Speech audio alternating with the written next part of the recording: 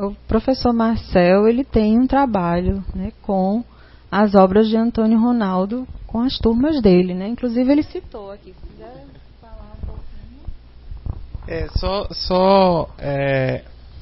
Então, o que Regiane falou, né, assim, da necessidade de estudarmos os artistas que estão aqui no Rio Grande do Norte, que têm uma produção de qualidade também.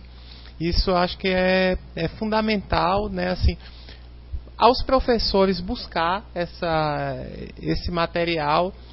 Às vezes a gente tem essas dificuldades de edição, às vezes não é tão acessível, às vezes não está nas grandes livrarias aí do shopping, né? Mas eu acho que vale o esforço porque é uma produção que tem qualidade poética.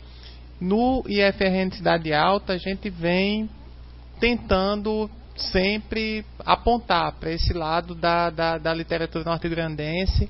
Estava até comentando com o Antônio Ronaldo antes, né, que a gente tinha recentemente, com as turmas do terceiro ano, estudado a obra poética de Antônio Ronaldo. A gente vai lá no YouTube, escuta também as canções de Antônio Ronaldo, e a recepção é muito positiva, e em alguns casos até uma recepção de surpresa. Poxa, que legal, né? Tem isso aqui. E a gente começa a estabelecer relações com outros momentos que já conhecemos da nossa literatura brasileira. Por exemplo, essa relação da canção com o poema é uma vertente muito forte, né, que nós temos. Eu tinha falado de Vinícius de Moraes, né, e a gente tem um arsenal de poetas, compositores, com Caetano Veloso, né, passando por essa turma aí dos 60, 70, Caetano Veloso, Torquato Neto, Paulo Leminski, que também tem essa. Então, eu acho que é fundamental buscar essas aproximações e conhecer produção. Sim, é verdade. Tem que aproveitar aqui que tem a oportunidade de perguntar, de dialogar, né, de conhecer melhor, de ver o próprio artista falando sobre a sua produção, sobre a sua obra. Então, acho que a gente não pode perder tempo, e também assim tem que acabar um pouco, né? E aí já tem alguns estudos e na verdade já tem muitos estudos, já tem muitas opiniões, que aqui no Rio Grande do Norte a gente tem uma certa recusa, até um certo preconceito com a produção local, né? A gente olha de uma... é legalzinha, né? Assim, é legalzinha, vamos pra cá, né? Deixa aí, tá legal, tá bonito, vamos... Dizem que foi da época dos norte-americanos, aqui da Segunda Guerra, não sei, mas eu sei que a gente tem que acabar com isso, né? E às vezes isso é tão forte que a gente naturaliza e cria um bloqueio para conhecer essas obras. Aí eu vou... Sim, exato. Vou usar um exemplo aqui que aconteceu comigo numa turma na disciplina Língua Portuguesa, né, na literatura. E aí eu levei uns contos para ler com a turma, para fazer trabalho e tal. E eu não falei o autor, né? Eu simplesmente peguei o conto e fui lá aplicando questões linguísticas, de produção textual, de gênero textual. O autor era Newton Navarro. A gente fez todo o trabalho, o pessoal leu, se empolgou, Os Mortos São Estrangeiros. E depois, em outras aulas, eu disse à turma, pessoal, aqui é de Newton Navarro, é um artista aqui local e tal. E aí me surpreendeu a reação dessa turma, que a turma não queria aceitar que essa obra tão boa era de um artista aqui de Natal. Não queria, né? Assim, a gente ficou numa discussão, não pode, é muito boa, né? Então, é um exemplo que ocorreu mesmo, é até uma situação extrema, mas que revela um pouco a maneira como nós, de um modo geral, nos relacionamos com a produção local, né? Assim, com o que temos, quando na verdade devíamos ser os primeiros Ronaldo, Aloísio, Carla, vamos aqui, ó, vamos conversar, vamos, como é que é aqui, né? Assim, e a gente não faz isso e termina perdendo, né? Assim, perde. Sobre o que ela falou. No dia, Rejane, desculpe, Rejane. Rejane, conhece Artemilson Lima? Ele vai estar defendendo a tese dele de doutorado no dia 6, aqui no setor 2, às 14 horas, na sala C5. E o título dela é Escaladas da Contracultura, o recorte, Natal, década de... Então, o objeto de estudo dele é todo... boa parte desse relato que eu fiz aqui, da produção contracultural daqui, sobretudo da literatura, da poesia marginal daqui. Eu estou muito empolgado, eu estou muito a fim de ver essa defesa de Artemilson.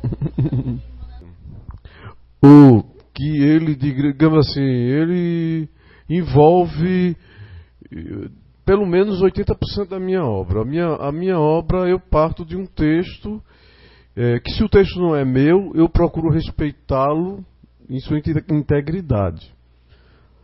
É verdade que aqui e acolá vai ter uma coisa que a gente, de comum acordo, ou seja, consensualmente, a gente altera para fazer uma adaptação melhor para a proposta musical.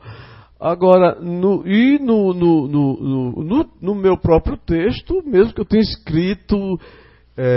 por exemplo, deixa eu dizer uma coisa. Tem poesia aqui que, aqui nesse livro, a parte dos poemas, depois que ele foi... Já 8 textos foram musicados e foram respeitados integralmente. Certo? Inclusive um deles por mim mesmo.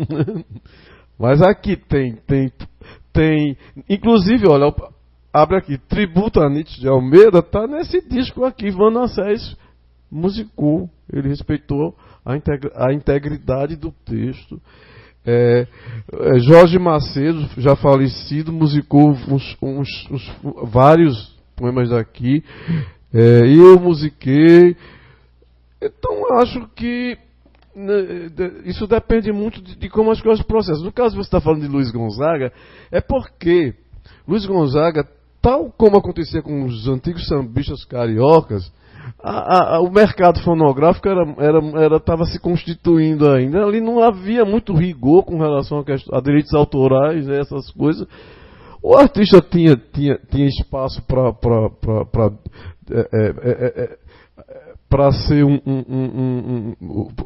Luiz Gonzaga era um fenômeno de massa, né? Mas Patativa do Açaé era reconhecido lá, sozinho, lá no cantinho dele, né? A gente não sabe como essas coisas se dão, né? E tem muita coisa suspeita com relação à autoria o forró de Mané Vito, tá entendendo? Tem muita coisa. Por quê? Já existia em pequenos grupos, muitas coisas já eram sucesso dentro de microcosmos, tá entendendo? Mas aquele grande artista de massa, que era famoso em todo o território nacional e tinha o poder de cantar na Rádio Nacional e de gravar discos e massificar a coisa, ele chegava num local desse, ele ganhava parceria sem não ter participado de nada.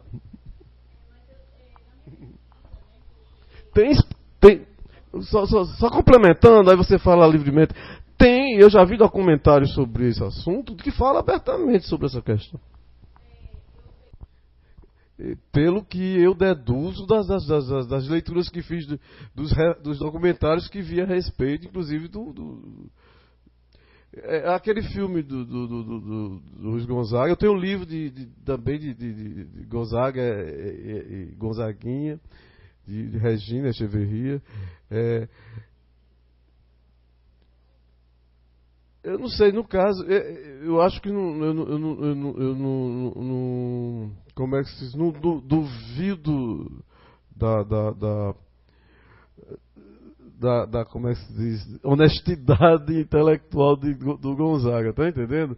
O que eu sei é que o contexto histórico era muito permissivo com relação a essas coisas.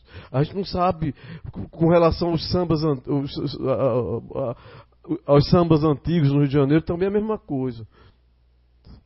Não se pode confiar cegamente no que foi consignado nos créditos das gravações. Bom, precisamos finalizar a mesa. Agradecemos as contribuições de Marcel Matias, do professor Marcel Matias, de Antônio Ronaldo, Luísa Medeiros, que teve que sair mais cedo.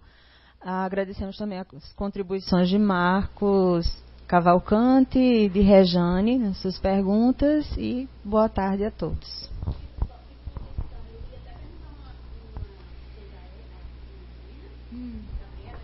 Luísa Medeiros.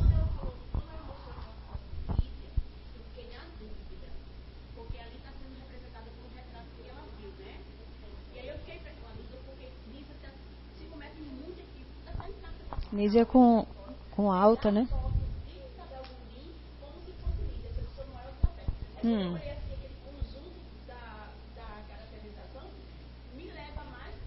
Para Isabel. Acho que de repente é fácil você encontrar nas redes sociais Luísa e fazer esse questionamento a ela. Mídia Ninja RN.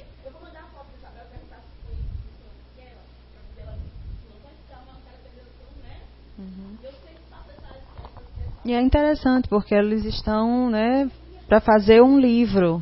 Então é interessante que... Ela disse que está pela catarse.